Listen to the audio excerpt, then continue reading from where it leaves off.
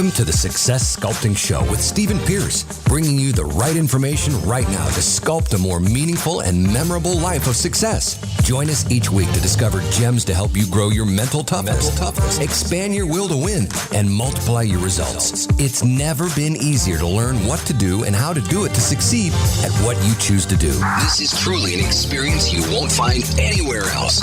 Now, here's your host, the success sculptor himself, Stephen Pierce.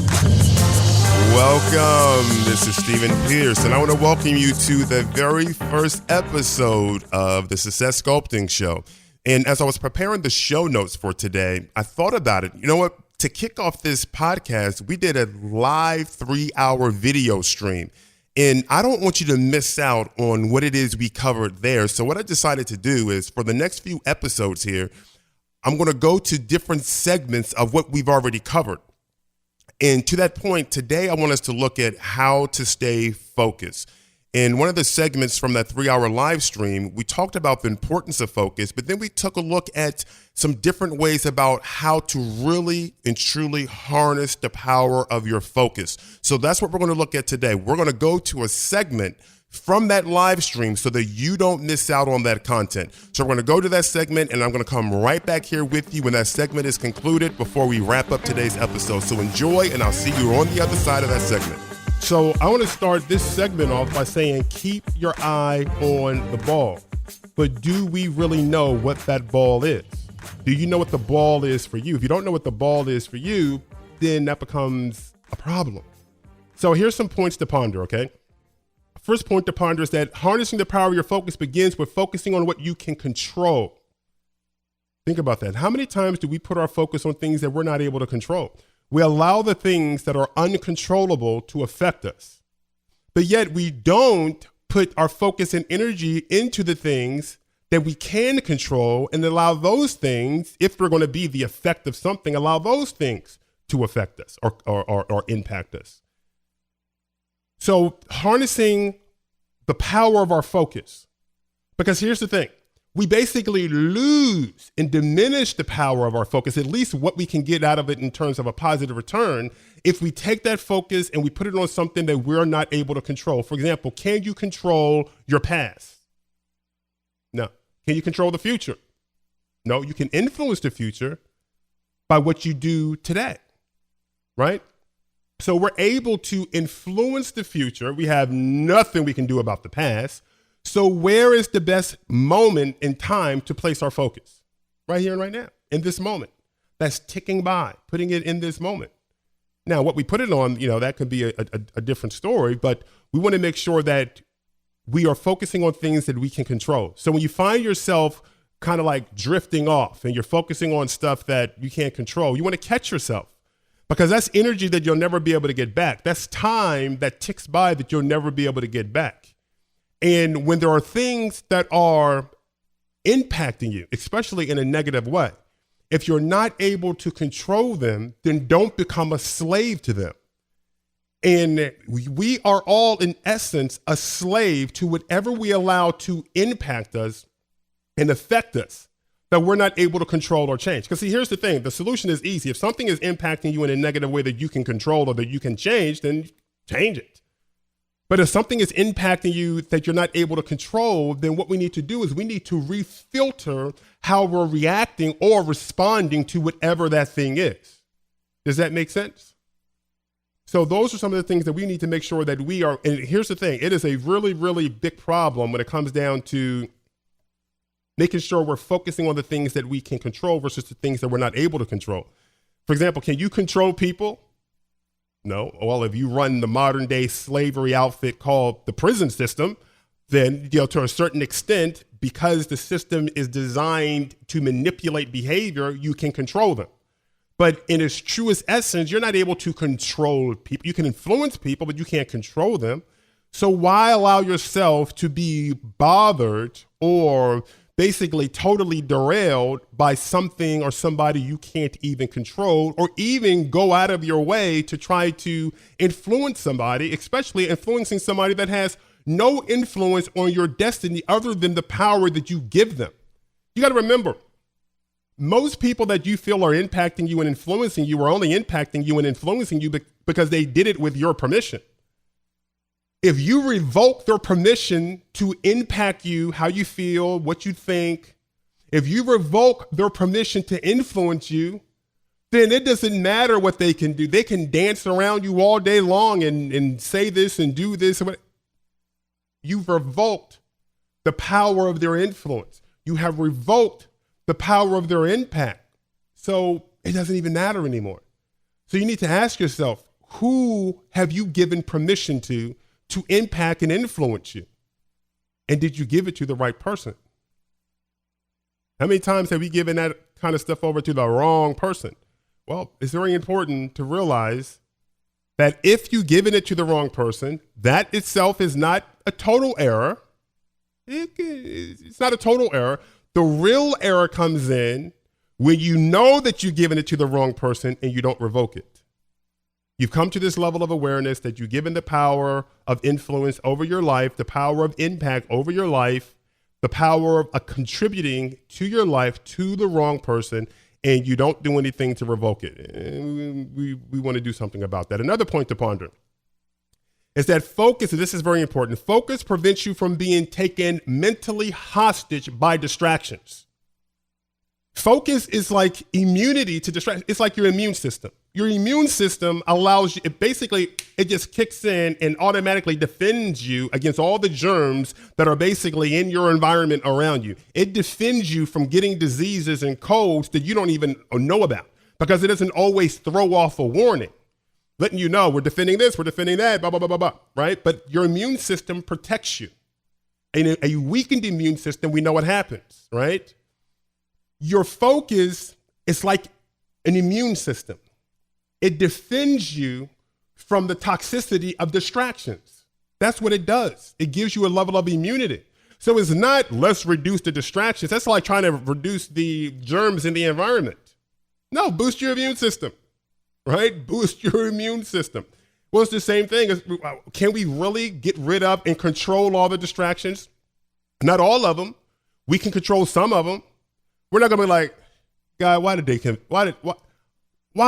they invent TV? Oh my goodness, why did they create this television program? No, turn it off. That you can control. You couldn't control the creation of the television, but you can control if you turn yours on or off or not, right? So there's certain elements we can't control. There's just certain distractions that you're not going to be able to control. They're going to be there. So it's not really about the minimizing of the distractions as much as it is about the building up of that immunity to it called focus. Because see, here's the alternative. If you don't build up your immunity of focus, you become a hostage to the distractions. See, here's the thing. A lot of people that say they have ADD, it's a label of convenience because they haven't built up their focus. So what does that look like? What is it? Smells like ADD to me. So all of a sudden, I'm ADD. And then people wear it like a badge. Oh, I'm ADD. That's your excuse. No, you just haven't developed and built up your muscles of focus. You haven't built up that immunity. So, and guess what? Whose responsibility is that? Now, I'm not talking about people that are clinically. And then sometimes it's just like clinically, it's like, nowadays doctors give them a reason. I got a prescription. They'll prescribe all kinds of stuff to you. So, even if a person says, well, I've been clinically declared ADD. You know what? What if your doctor's ADD and he wasn't even paying attention when he was declaring you that you got ADD, so you were properly declared to have ADD by somebody that has ADD? We don't know what's going on. But the one thing that I know is that we can all harness the power of our focus, right?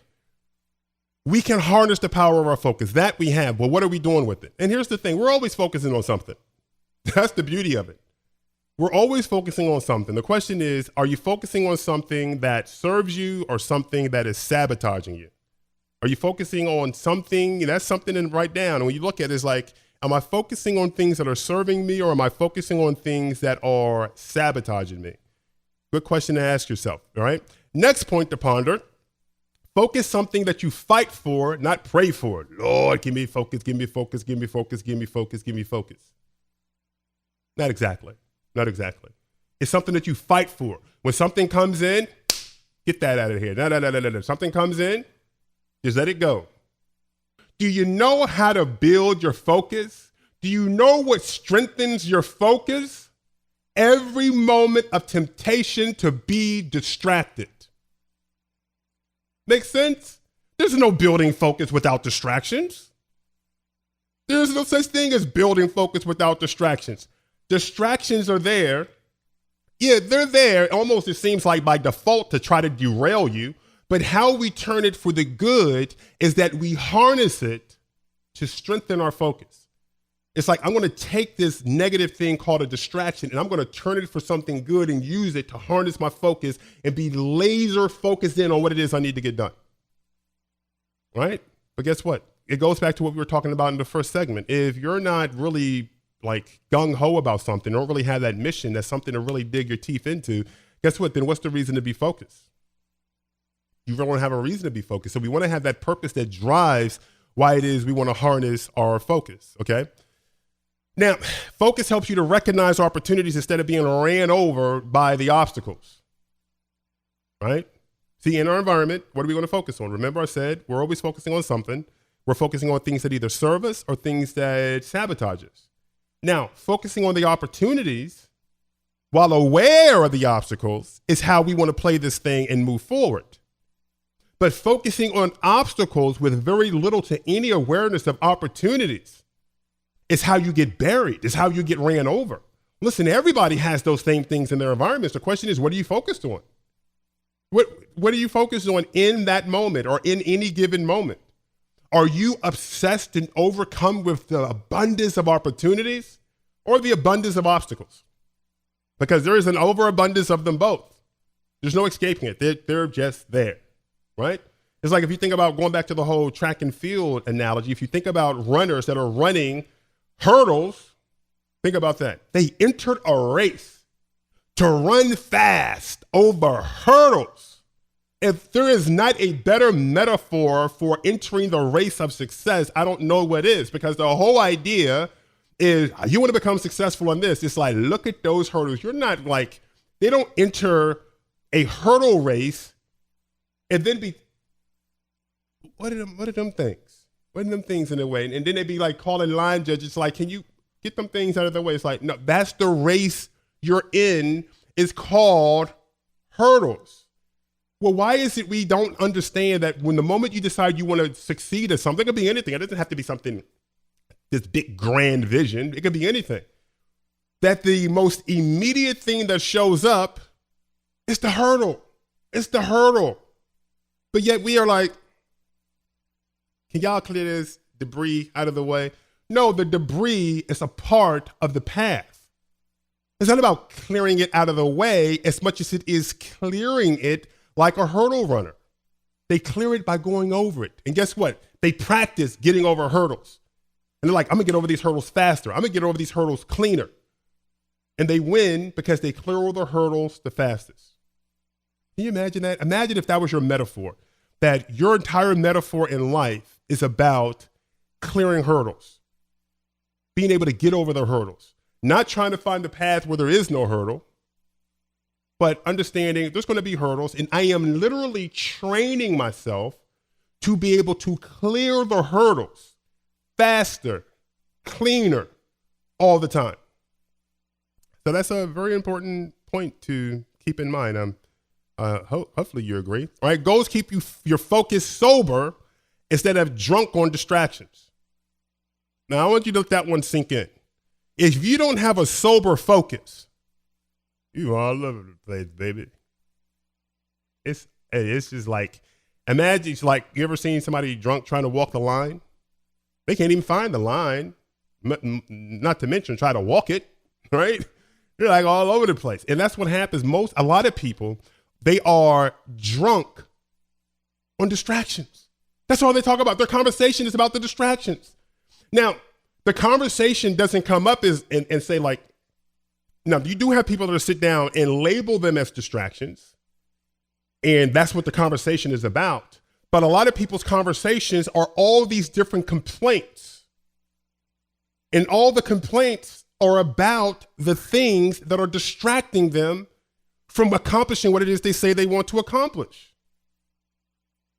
So this whole conversation is about distractions. That lets you know that's what they're drunk on. And it's like they want you to empathize and they sympathize and all that. I'll tell you something, that's not a party that I'm interested in going through. I'm not looking to get punch drunk on distractions with anybody, right? If that's the fountain you're drinking from, if that's where you're dipping your cup, count me out.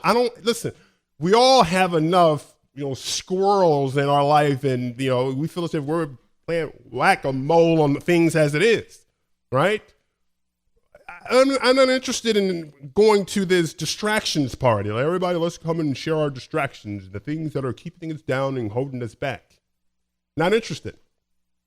So what happens is focus, keeping it sober, keeping it straight. It allows us to make sure that we don't fall into that trap where the nature of our conversation, while complaining for the most part, is really a conversation that is focused on everything that's distracting us. It's the kids, it's the boss, it's the job, it's the internet, it's all this, that, and this, the other. It's the past, it's the present, it's the future. What I could have done, what I should have done, if I can rewind the hands of time and all this other kind of stuff, it's all, you name it. That's not even a partial list. You name it and there it is. It's like, once you're finished with all that, then what do you have? So listen, keep your focus sober, okay? A sober focus. Okay, so there's 3 types of goals now. All right, I'm going to talk to you about your goals. Now, why I want to talk to you about goals? Well, one, guess what? Goals give us our focus a target. Now, I know there's some stuff out there about goal setting and all this other kind of stuff. Goal setting is old as, man, maybe, but I don't necessarily believe that the majority of us approach goal setting the right way. And I'm not acting like I have all the answers, but I have seen the trap of goal setting from all the different people that I have coached and consulted, as well as I've seen the trap with myself and how I was tripped up by my own goals and how the goals that I wrote that were there to serve me actually morphed into something that was literally sabotaging me. But you'll understand that once we're finished with this small segment here, okay? But first of all, let's look at the 3 types of goals. And the moment we have the 3 types of goals, you'll probably understand where it is I'm going and what I mean by the error in goal setting, okay? But goals do give our focus something to keep sober. See, and when we're talking about keep your focus sober so we don't get drunk on distractions, well, the thing that will keep you sober is the right goals. But we need to make sure that we are deploying our goals in the right way. So what I have up here for you is the one type of goal are called outcome goals. This is focusing on the results that you want from the event, from the activity, from the person, from the product, from whatever it is. That's the outcome. That right there is what we consider to be the effects, okay? And we'll circle back around to that. Now, the second one is what we consider to be our performance. Now, this is cause. This is focusing on making your best even better, or as the phrase goes, bettering your best, okay? This is focusing on your performance goals, right? Now, the third one is your process goals, right? This is another part of cause. This right here is focused on execution. So you have your outcome, what it is you ultimately like to experience. You have your performance, bettering your best, and then you have your execution in terms of the processes itself, focusing on, doing the right things the right way in the right place. Now, here's the error in goal setting. I summed it up for you right here. The focus is mostly on the outcome and not the performance in the process that actually produces the outcome. It's kind of like a lot of people that want to make money. They're so obsessed with making the money.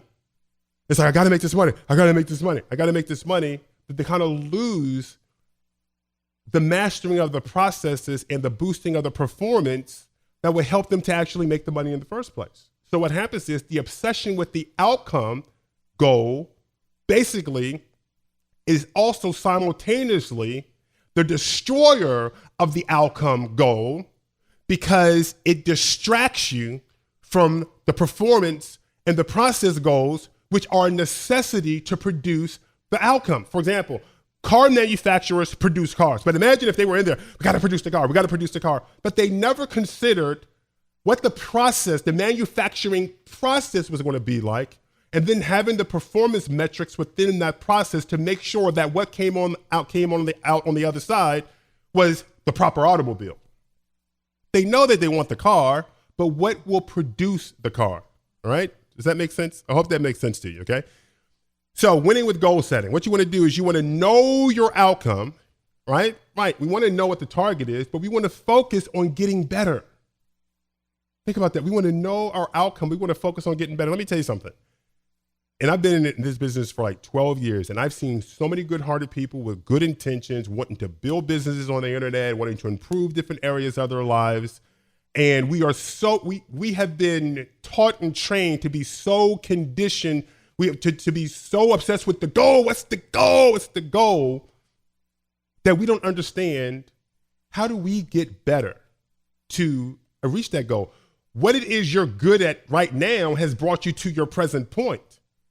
Is not necessarily going to be the thing that's going to take you to that next point. So we obviously need to understand and learn new processes or better processes or different processes, and certainly beef up the quality and even the quantity and even the focus of our performance. Notice I went back to those three behavioral things: the quantity of the behavior, the quality of the behavior, and the focus of the behavior. See how they tie in together? Because here's the thing. If there's no change in performance, if there's no change in process, how can there possibly be a difference of outcome? So one of the errors in goal setting is that it's always about what you want in the end point, the outcome.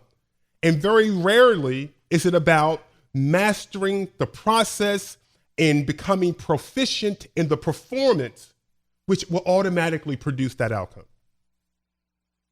Do you follow me? I hope that makes sense to you. I really do hope that makes sense to you, okay? So here's the difference within the free throw.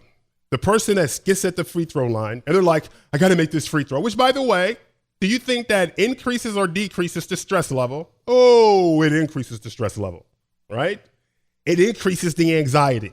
And anybody that knows about the psychology of training, or they know anything about how our motor skills and our neurology and all this other kind of stuff are intertwined together like a melting pot, you know that no matter how good you may be at something, if you allow stress and anxiety to get into your body, it will minimize your performance, no matter how good you are. It's the reason why a person taking a test knows all the answers, can even forget how to spell their name, not to mention remember the answers that are easy when they're not under stress. Why? Because what happens is that there is a negative trigger that is set off within your nervous system, within your brain, within your muscular system, the moment that's in all the tightness.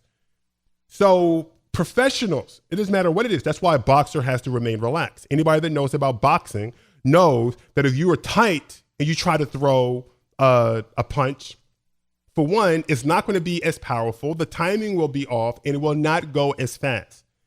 You throw faster punches by being relaxed, having muscular relaxation, not muscular tension. I'm going to get him. That's not how it works. So the point right here is that when the focus is on the outcome, and that outcome is so important, it raises the stress level. So what we want to do is not minimize necessarily the importance of it. We know that it's important, like that this free throw is the game winner. You know that. The entire game is on the line. This is game 7. The clock has stopped because you got fouled right there at the end. Everybody is watching. There's millions of people that are watching, right? Well, at the end of the day, guess what? You got to take the shot. The quality of the shot is going to be based on what you decide to focus on in that moment. Now, you can focus on how big of a shot this is. Oh, this is a big shot. Or this is just like any other shot. The difference from an emotional standpoint is disassociation. To emphasize how important it is means you are in fact, you are probably overtly associated with it. And all of a sudden, you're like, you're stressed. You're stressed. And all of a sudden you got nervous hands and you're forgetting everything. But if you're disassociated and you're not focused on the outcome, but you're focused on the process, then all of a sudden you're doing what's at the bottom. You keep the elbows close in when you take the shot, or keep your fingers spread when you take the shot, or follow through with the wrist when you take the shot, or maybe all three, elbows in, fingers spread, follow through. So now you are focused on the process, disassociated emotionally from the outcome. And that's one reason why you have a whole bunch of what are called op hoppers. Op hoppers are people that hop from one opportunity to another opportunity, to another opportunity, to another opportunity, because the current opportunity ain't happening fast enough, right? They got to make the money. They got to, it's not happening fast enough. So beep, beep, they go to the next one, beep, beep, they go, and all of a sudden, like a frog across one lily pad to the next, they're hopping from one thing to the next because they haven't mastered the process of anything. They haven't been able to excel at the performance of something that will produce the outcome that they desire in whatever it is they're doing. We want to understand that whatever the outcome it is you want, there are very specific processes and performance metrics that will help you to produce that. If we perform well with the process and in the performance, the outcome would basically take care of itself, right? Think of the outcome, the effects, as a lagging indicator. Like if you were to go and look at a football game or a basketball game or a hockey game, you name the game, any kind of athletics, and you look at the scoreboard, that's a lagging indicator. That is telling you from a holistic standpoint how the teams are doing on the field, on the court, or in the game, okay? It's a lagging indicator. Your bank account is a lagging indicator. Your weight is a lagging indicator. If you are overweight, it lets you know how you're performing at the buffets and how you're performing at the gym and all of this. If you're fit, likewise, it lets you know how you're performing. They're all lagging indicators, all right? So what we do is we influence those lagging indicators. Well, the question is, well, what's the leading indicator that influences the lagging indicator, that influences the scoreboard? Well, going back to the analogy of athletics, the leading indicators are how the individuals are playing on the field. And guess what? Everybody has their stats and their numbers. Each individual player has, for example, in basketball, you know, how many shots they took and how many shots they made, how many free throws, how many turnovers, how many blocks, how many assists, all kinds of stuff like that. In football, yards gained, yards lost, passes thrown, pass completions, all these numbers. How do you think they know who the best players are? Not how they look, not like he must play good, look at how he walk. No, let me see your stats. And what are the stats? They're individual scoreboards, they're lagging indicators, they're outcomes, they're effects. All the other stuff is cost, but check this out. How do you think individual players improve their individual numbers?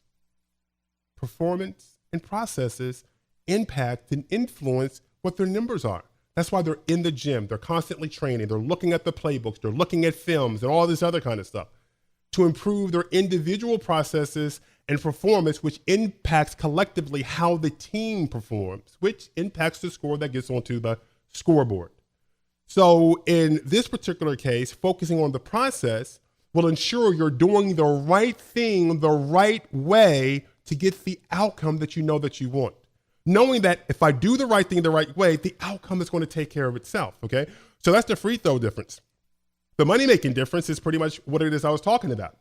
Because I got to do it, I got to make the money this, that, and the other, as opposed to, let's just say you're doing internet marketing and there's a very specific process with keywords where it's like, well, make sure the keywords are X. It's like, you know what, because if I do this and I do this and I do this and I do this, all the other numbers are going to take care of themselves, right? It's kind of like a person that's in sales. They know X number of cold calls or X number of inbound calls, X number of presentations. I remember a long time ago when I used to sell Kirby vacuum cleaners. It's like a collision between my obsession with television and Kirby, because if any of you know anybody in Kirby or been in Kirby, you know you make calls at night, 7 p.m. Can you imagine me? I'm a black man on the streets at 7 p.m. at night, knocking on people's doors, asking to come in, and I'll give you some Coke if you let me in. And I'm not talking about Coke. I'm talking about it was like bottled Coke, right? To give a 2-hour presentation with a Kirby vacuum cleaner. But there was this whole thing. It's like the numbers. You had to pull X number of pads, you know, because your supervisor would come in, and it's like you had to pull X number of pads. It's almost like some of these homeowners would just abuse you for showing up. It's like they know they're not going to buy a $2,000 vacuum cleaner. So they make sure you pull all those pads and tell you, no, you're pulling dust mites out the pillowcase, and you pull out their vacuum cleaner. It's like, yeah, let's put your little dirt devil to work here. It's like, your little devil, okay, now let's pull this bad boy out. And then you go over what it is they did, and you pull up more dirt. So you have all these pads, and then they're like, yeah, they don't want it. They knew they didn't want it. They just wanted a free cleaning, and they just wanted to torture you and get you all excited, because they'll be like, oh, wow, that's nice. I'm putting my face in those dust mites, and they make you think that you're about to lock it down, but it's one of those things, right? But the whole thing was, the whole point that I was making was, with Kirby, it was about the numbers. How many doors you knocked on, how many people are crazy enough to let a stranger in at night so they can get some free Coca-Cola. And I'm telling you, I'm not kidding you. You would show up. I'll give you this free Coca-Cola if you let me, a guy in the dark that you have never ever seen before, into the security of your home with a vacuum cleaner. And I promise you, I'm not going to take you hostage. This is the Kirby vacuum cleaner strategy, by the way. And I did it. And it's like you were jump out squads. I don't know if you remember, a long time ago, they had jump out squads. They would just parade around the streets finding people that were walking alone. They'd jump out the van and go beat the snot out of them, take their stuff and jump back in, and then try to find somebody else. Well, it almost felt like that with Kirby. We would hit a block and we'd just jump out and then just start pounding on people's doors, right? We were the vacuum cleaner jump out squad. But at the same time, it was still about the numbers, because surprisingly, you would make sales. So if you're focusing on the process, not rushing the presentation, but let me make sure I hit on this point, I hit on this point, I hit on this point. I'm focusing on the process. You're focusing on the process. The outcomes take care of themselves. Nobody's 100%. Nobody catches 100% of the passes thrown to them. A quarterback doesn't complete 100% of the passes thrown. A basketball player doesn't make 100% of the shots he or she shoots. And certainly a baseball player doesn't hit 100% of the balls that are crossing the plate. So it's not about being perfect. It's about the constant improvement and mastering the processes and enhancing your performance. All right? Very, very good. All right, so 7 ways to make goals work for you. Okay, let's look at the first 2.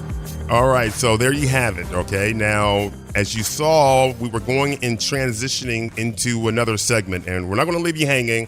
In our next episode of the Success Sculpting Show, we will be certain to make sure that we continue with the content that we've already did on the live stream. So we will pick up where it is we left off. Now, that said, I would love to hear back from you. If you want to give us some general feedback about the show, you have some questions or comment about the content that we're covering here, please give us a call. Leave us a voicemail at 781-277-7469. Again, that phone number is 781-277-7469. Or come over to the blog at successsculpting.com and join the community and give us your feedback and interaction there. Or send us an email at feedback@successsculpting.com.